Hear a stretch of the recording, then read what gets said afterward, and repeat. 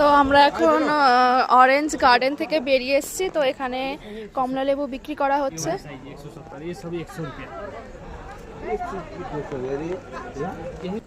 200 रुपया बोले 200 আর ये 100 रुपया 10 रुपये पीस ये 5 रुपये पीस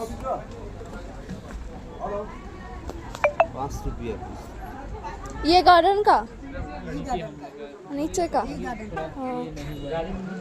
और ये कितने क्या वही सेम ही साइज है तो आप छान के ले सकते हैं हरा ये भी ले सकते हैं वहाँ से ले सकते सब आपका मिल जाएगा 5 रुपया ना ना অরেঞ্জ গার্ডেন থেকে বেরিয়ে আমরা এখানে কমলালেবু নিচ্ছিলাম, যেহেতু শিটংয়ের কমলালেবু বিখ্যাত।